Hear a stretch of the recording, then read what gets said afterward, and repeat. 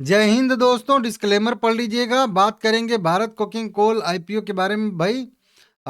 Listing gain इसमें अच्छा खासा हम लोगों को मिल रहा है। अब लिस्टिंग डेट की स्ट्रेटजी क्या रहनी चाहिए उसी पे बात करेंगे। फिर से हम लोग कुछ रिपोर्ट भी निकल के सामने आ रही हैं, कुछ यहाँ पे खबरें निकल के सामने आ रही हैं छोटी बड़ी, उनके बारे में ही बात करेंगे। देखिए, भारत कोकिंग कोल के आईपीओ से आत्मविश्वास बढ़ा है। किसका? कोल इंडिया का। और भी यूनिट की लिस्टिंग की जो है तैयारी में है, के विचार कर रही है सीएमडी का, इनका मानना है। तो कंपनी जो अभी इसको जो है जो सब्सक्रिप्शन मिला है 143 गुना जो सब्सक्राइब हुआ है, उससे कंपनी को और भी थोड़ा सा उत्साह, मतलब आत्मविश्वास बढ़ रहा है, उत्साहित हो रही है। और भी कई सारे यूनिट अपने जो है वो लिस्टिंग के लिए प्लानिंग कर रही है। हालांकि डीआरएचपी पहले से ही दाखिल है कई सारी कंपनियों का। 8 कंपनियों की लिस्टिंग होनी वाली है, जैसे कि मैं आप लोगों को पहले भी बताया था। कोकिंग कोल आईपीओ का तो कल लिस्टिंग हो जाएगा, तो एक तो हो गया। लेकिन अभी भी नंबर में 7 कंपनियां लगी हुई हैं आईपीओ के लिए। भारत कोकिंग कोल के बाद कोल इंडिया की मतलब सब्सिडरी कंपनियां, ठीक है ना। और जिसमें कई सारे नाम भी आप लोगों को यहाँ पे पता चले हैं। जैसे कि एक देखेंगे हम लोग यहाँ पे, तो एक कंपनी है जिसका नाम है यहाँ पे कुछ सहायक कंपनी है, मतलब कोकिंग कोल की परामर्श एवं तकनीकी शाखा भी है। Central mine planning and design institute limited भी है, जो पहले से ये दोनों कंपनियों ने डीआरएचपी दाखिल कर दिया है, ठीक है ना।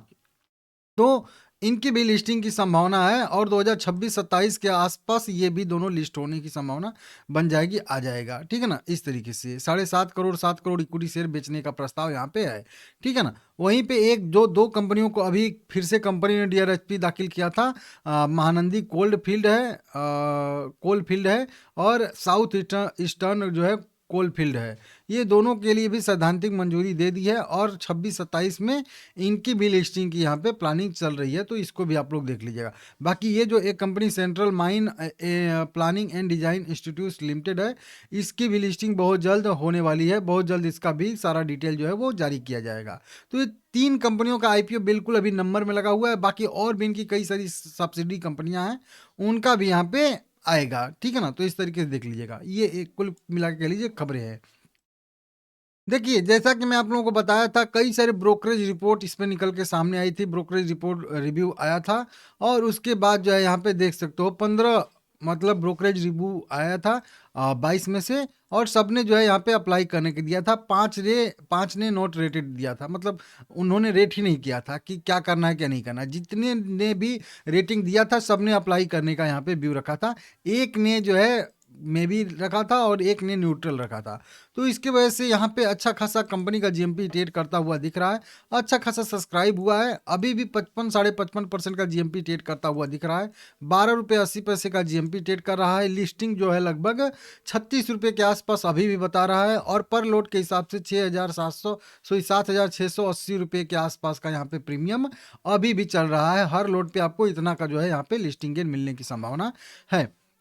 लिस्टिंग डे की स्ट्रेटजी कल क्या रहना चाहिए? कल 10 बजे जब मार्केट ओपन होगा, उस समय क्या हम करें? हमको आईपीओ लगा है तो क्या करें, और नहीं लगा है तो क्या करें?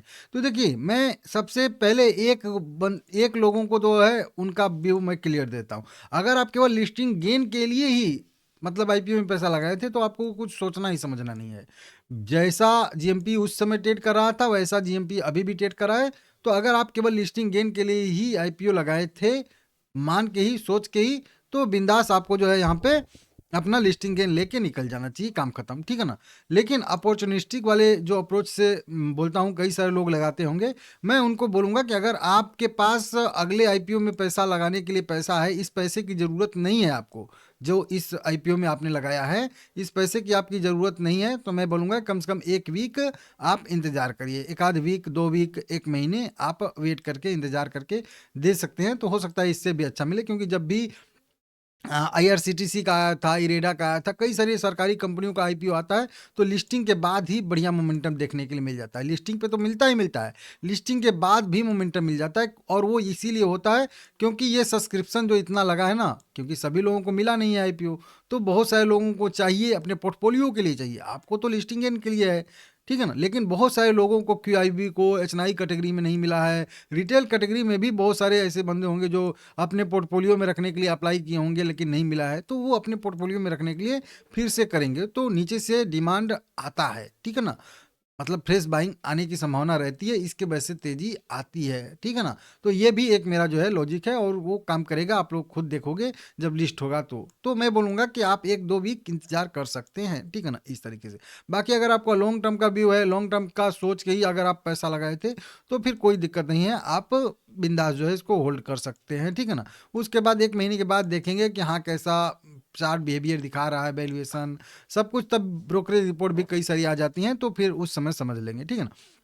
बाकी जो अभी बोल रहा था कि अगर आपको पैसे के लिए ज़रूरत है, इसी पैसे से पैसा छुड़ा के ही आपको आईपीओ लगाना है, तो आप जो है 15,000 रुपये के वैल्यू के शेयर जो है आप बेच दीजिएगा, बाकी जो बचेगा उसको होल्ड कर लीजिएगा, ठीक है ना?